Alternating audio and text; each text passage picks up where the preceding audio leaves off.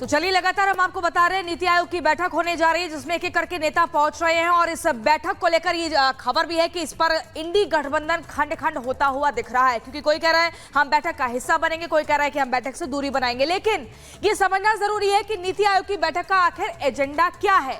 देखिए, विकसित भारत एक्ट 2047 दस्तावेज पर चर्चा होगी। उसके बाद दूसरा पॉइंट देखिए, पीने के पानी की पहुंच और मात्रा और गुणवत्ता पर भी यहां पर चर्चा होगी, जो कि बहुत ज्यादा जरूरी है। तीसरा महत्वपूर्ण पॉइंट है बिजली की गुणवत्ता, क्षमता और विश्वसनीयता को लेकर भी यहां पर चर्चा विचार विमर्श किया जाएगा। स्वास्थ्य की पहुंच, सामर्थ्य और देखभाल की गुणवत्ता का भी जिक्र इस बैठक में होगा। स्कूली शिक्षा की पहुंच और गुणवत्ता को लेकर भी नीति आयोग में महत्वपूर्ण दस्तावेजों को टेबल किया जाएगा। वहीं डिजिटलीकरण, रजिस्ट्रेशन और म्यूटेशन के ऊपर भी नीति आयोग में मुख्य तौर पर चर्चा होगी। इस तरह की लगातार खबरें मिल रही है, तो ये समझना जरूरी है कि आखिर इस बैठक का एजेंडा क्या है। देश हित में ये पूरी बैठक होने जा रही है। जनता के मुद्दों को इस बैठक में चर्चा का विषय बनाया जाएगा। तो नीति आयोग की बैठक का एजेंडा आपको पता चल गया है। ये भी आपको बता दें कि तमाम राज्यों के जो मुख्यमंत्री हैं वो पहुंचने लगे हैं राष्ट्रपति भवन में। ये बैठक होने वाली है और इस सालाना बैठक पर सबकी नजरें रहती है, क्योंकि ये केंद्र और राज्यों के बीच सामंजस्य बैठाने का भी एक महत्वपूर्ण तरीका है। जो कॉमन इंटरेस्ट हैं और किस तरह से जो रिसोर्सेज हैं या भविष्य के प्लान क्या होंगे जिसमें राज्य और केंद्र सामंजस्य बैठाकर तालमेल बैठाकर आगे बढ़ेंगे। इस मुलाकात में हिस्सा लेने के लिए तमाम राज्यों के मुख्यमंत्री पहुंच रहे हैं। हालांकि कांग्रेस ने बहिष्कार किया है, लेकिन ममता बनर्जी और हेमंत सोरेन इसमें शामिल हो रहे हैं। और इसी बीच एक बड़ी खबर जम्मू कश्मीर के कुपवाड़ा से आ रही है, जहां पर 2 आतंकियों को ढेर किया गया है। वहीं आपको बता दें कि 3 जवानों के घायल होने की भी खबर है। जम्मू कश्मीर में खबर सामने आ रही है जिसमें आपको बताएं कि एनकाउंटर में 2 आतंकियों को ढेर किया गया है और 3 जवानों के घायल होने की खबर है। कामकारी जंगल में ये मुठभेड़ लगातार जारी है और सुरक्षा बलों की तरफ से सर्च ऑपरेशन भी चलाया जा रहा है। बिल्कुल, और एहरावत हमारे साथ कुपवाड़ा से जुड़ गए हैं। एहरावत, ये बहुत बड़ी खबर है, 3 जवानों के घायल होने की खबर मिल रही है और लगातार यहां पर अभी भी सर्च ऑपरेशन चल रहा है। इस खबर को थोड़ा विस्तार से बताएं। जी हाँ, लगातार हम पिछले कहीं कुछ दिनों से देख रहे हैं किस तरह से यहाँ पर नॉर्थ कश्मीर के कुपवाड़ा सेक्टर में जो ऑपरेशन चल रहा है और सुरक्षा एजेंसीज को इंटेलिजेंस बेस्ड इनपुट मिला था। कुपवाड़ा की मत्स्य सेक्टर में कुछ आतंकियों की घुसपैठ है, जो कि आंकड़ा बताया जा रहा है 4 से 6 आतंकियों की मूवमेंट देखने को मिली। उसके बाद वहां पे एक मुठभेड़ शुरू हुई, जिस मुठभेड़ में अभी तक जो बताया जा रहा है, हालांकि ऑफिशियल्स ने ये कंफर्म किया कि एक आतंकी को फिलहाल इस मुठभेड़ में जो है मार गिराया गया है। उसके साथ साथ और भी कुछ आतंकी हो सकते हैं जो अभी एरिया में छुपे हो सकते हैं। पूरे जंगल का ये एरिया है जहां पे अभी सर्च ऑपरेशन चल रहा है। आप विजुअल्स में भी देख रहे हैं किस तरह से राष्ट्रीय राइफल्स और special operation group of Jammu and Kashmir police का ऑपरेशन जो है लगातार चल रहा है। इसके साथ साथ अगर हम बताएं कि इसमें 3 जो है इंडियन आर्मी के जवान जो है वो भी घायल हुए हैं, उनको जो है नियर हॉस्पिटल पहुंचाया गया है ट्रीटमेंट के लिए। फिलहाल अभी भी एरिया के अंदर कोऑर्डिनेट सर्च ऑपरेशन जो है लगातार जारी है। पिछले कुछ दिनों से लगातार इंटेलिजेंस बेस्ड इनपुट्स मिल रहे थे कि पाकिस्तान के कुछ लॉन्चिंग पैड से आतंकी नॉर्थ कश्मीर के गुलोलाब या कुपवाड़ा किसी भी सेक्टर से घुसपैठ कर सकते हैं। उसके साथ हम देख रहे हैं किस तरह अभी ऑपरेशन जो है लगातार जारी है। जी बिल्कुल, आप नजर बना रखिए, फिर आपके पास लौटेंगे अपडेट के लिए। और यहाँ खबरों का सिलसिला आगे बढ़ाते हैं और देखते हैं 2 मिनट में भारत।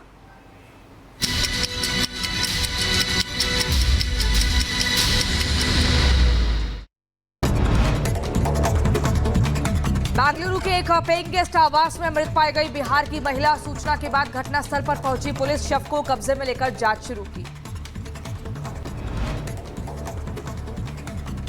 महाराष्ट्र के नवी मुंबई में हादसा हुआ है। ढही 3 मंजिला इमारत। सूचना के बाद घटनास्थल पर पहुंची राहत बचाव की टीम।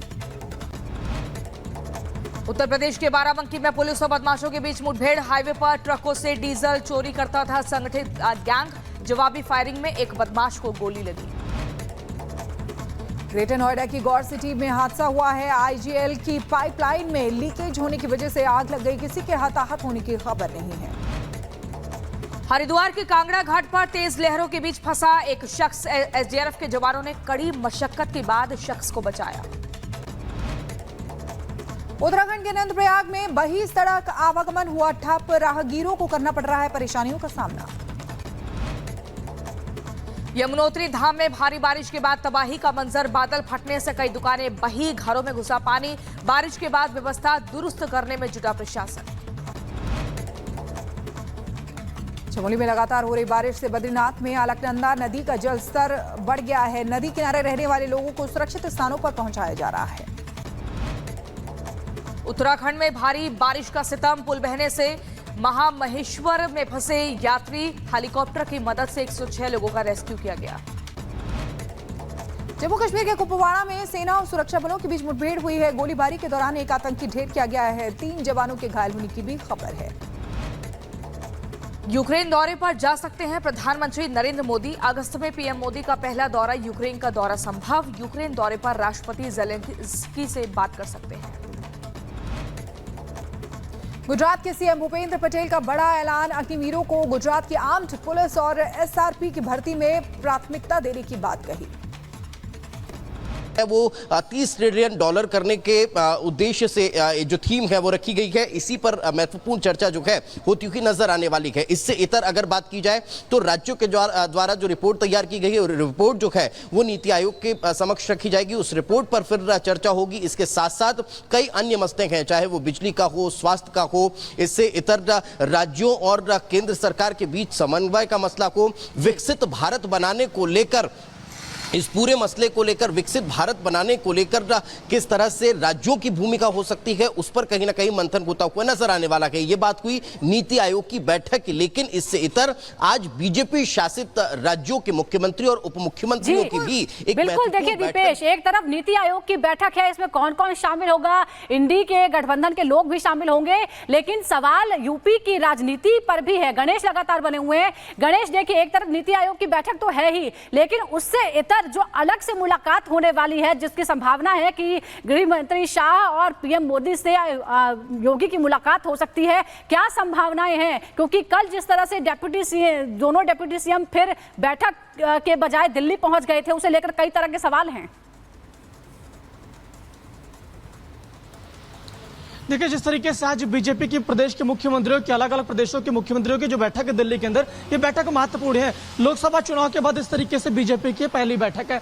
अब इस बैठक के दौरान दिल्ली के अंदर जो यूपी के मुख्यमंत्री योगी आदित्यनाथ भी मौजूद हैं और जो दोनों प्रदेश के जो 2 उप मुख्यमंत्री हैं, चाहे ब्रजेश पाठक हो, केशव प्रसाद मौर्य, ये लोग भी इस बैठक के लिए यहाँ पर पहुंचे हुए हैं। लेकिन जब शाम को ये बैठक होगी, उस बैठक के दौरान ये देखने वाली बात होगी, क्या बैठक के पहले या बैठक के बाद क्या सूबे के मुख्यमंत्री योगी आदित्यनाथ से प्रधानमंत्री नरेंद्र मोदी या गृह मंत्री अमित शाह अलग से कोई मुलाकात करते हैं या अलग से कोई बात होती है कि समीक्षा को लेकर बात होती है? क्योंकि जिस तरीके से उत्तर प्रदेश के परिणाम आए और परिणाम आने के बाद जिस तरीके से अंतरकल है देखने को मिल रहा है, अंतरकलह जो है वो लगातार देखी जा रही है। दीपेश भी हमारे साथ बने हुए हैं, लगातार उनके पास जाना चाहेंगे। दीपेश, देखिए योगी आदित्यनाथ की मुलाकात गृह मंत्री अमित शाह और प्रधानमंत्री नरेंद्र मोदी से हो सकती है। अगर होती है तो क्या क्या बातें वो रख सकते हैं उनके सामने? दीपेश, देखिए, भविष्य की रणनीतियों को लेकर चर्चा होगी, लेकिन उत्तर प्रदेश में जिस तरह की राजनीतिक हलचल देखने को मिल रही है, संभवतः उस पर भी बातचीत होती हुई नजर आने वाली है। क्योंकि लगातार कई तरह के कयास जो हैं वो उत्तर प्रदेश की राजनीति को लेकर लगाए जा रहे हैं। तो ये कहा नहीं जा सकता कि इस पर कोई बातचीत नहीं होगी, इस पर भी बातचीत होगी। मगर उससे पहले बीजेपी शासित राज्यों के मुख्यमंत्रियों के बीच ये बैठक होना और उनके साथ साथ उप मुख्यमंत्रियों का मौजूद रहना, एक बड़ी बैठक, उस पर भी भविष्य को लेकर रणनीति जो है वो बनती हुई नजर आने वाली है। लेकिन जिस बात का जिक्र आप कर रही हैं कि गृह मंत्री अमित शाह और प्रधानमंत्री नरेंद्र मोदी से मुख्यमंत्री योगी आदित्यनाथ की मुलाकात, तो वो देखने वाली बात होगी कि क्या इन 2 बैठकों के बाद मुख्यमंत्री योगी आदित्यनाथ केंद्रीय गृह मंत्री अमित शाह और प्रधानमंत्री नरेंद्र मोदी से मुलाकात करने के लिए पहुंचते हैं। क्योंकि चाहे नीति आयोग की बैठक का जिक्र कर लीजिए या फिर बीजेपी शासित राज्यों के मुख्यमंत्रियों और उप मुख्यमंत्रियों की बैठक का जिक्र कर लीजिए, इन दोनों की बैठक में प्रधानमंत्री नरेंद्र मोदी से मुलाकात जो है वो होती हुई नजर आने वाली है। इससे इतर क्या अलग से किसी विषय को लेकर मुख्यमंत्री की इन दोनों से मुलाकात होगी, ये देखने वाली बात होगी। महत्वपूर्ण जानकारी ग्राउंड जीरो से दे रहे हैं दीपेश और गणेश, लगातार हमारे साथ बने हुए हैं। लेकिन इसी बीच अपने दर्शकों को बता दें, अखिलेश और केशव मौर्य की सियासी अदावत अब चरम पर पहुंच गई है। देखिए, दिल्ली दरबार पहुंचे थे केशव मौर्य, योगी विरोधी सुर लेकर, वहां पर उन्हें कामयाबी हाथ नहीं लगी। लेकिन यहीं पर अखिलेश यादव ने एक और अलग मोर्चा खोल दिया है। इस सियासी मोर्चे के मायने अलग अलग निकाले जा रहे हैं, लेकिन इसमें अखिलेश यादव का क्या कुछ फायदा हो सकता है, क्या कुछ उसके राजनीतिक मतलब निकल रहे हैं, पूरी खबर इस रिपोर्ट के जरिए देखिए।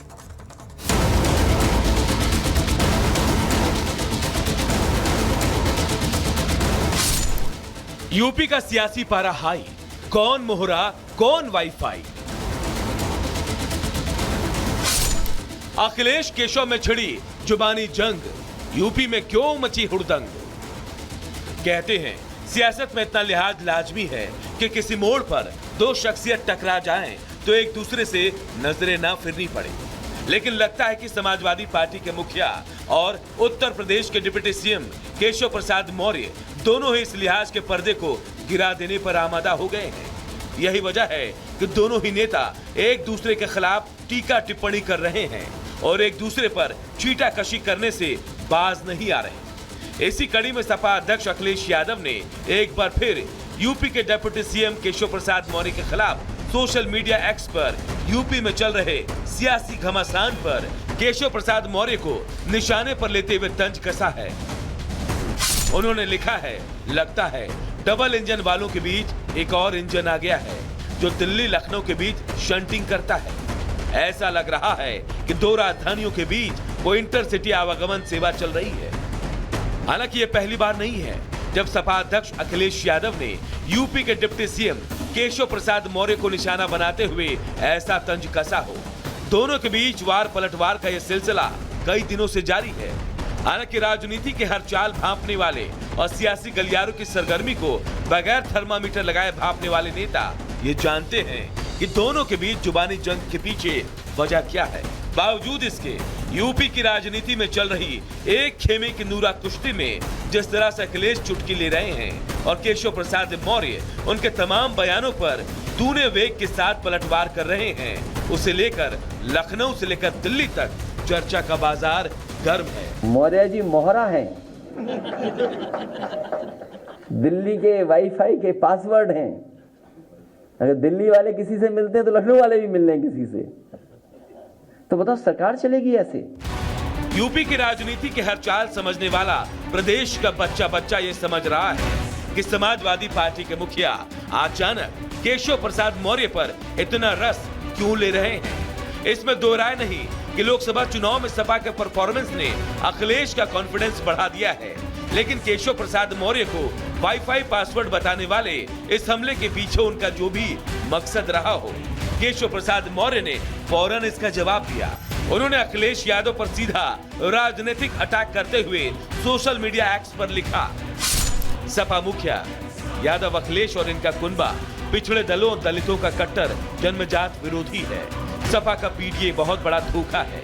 विदेशी शक्तियों के हाथों में खेल रही कांग्रेस का मोहरा यादव अखिलेश ने प्रधानमंत्री नरेंद्र मोदी को तीसरी बार प्रधानमंत्री बनने से रोकने में कोई कसर नहीं छोड़ी। कुल मिलाकर फिलहाल यूपी में सियासत सीधे तौर पर सपा अध्यक्ष अखिलेश यादव वर्सेस केशव प्रसाद मौर्य होती जा रही है और बताया जा रहा है कि इस बार पलटवार के पीछे समाजवादी पार्टी के मुखिया अखिलेश यादव का वो बयान है जिसके तहत उन्होंने कहा था कि 100 लाओ सरकार बनाओ, जिस पर एक बार फिर सपा सांसद धर्मेंद्र यादव ने दोहराया है, जिसका जवाब देते हुए यूपी के डिप्टी सीएम केशव प्रसाद मौर्य ने सोशल मीडिया के जरिए संदेश देते हुए कहा है कि कांग्रेस का मोहरा बन चुके सपा बहादुर श्री अखिलेश यादव जी भाजपा को लेकर गलत फहमी पालने, अति पिछड़ों को निशाना बनाने, अपमान करने की जगह सपा को समाप्त होने से बचाने पर ध्यान दें। भाजपा 2027 में 2017 दोहराएगी। कमल खिला है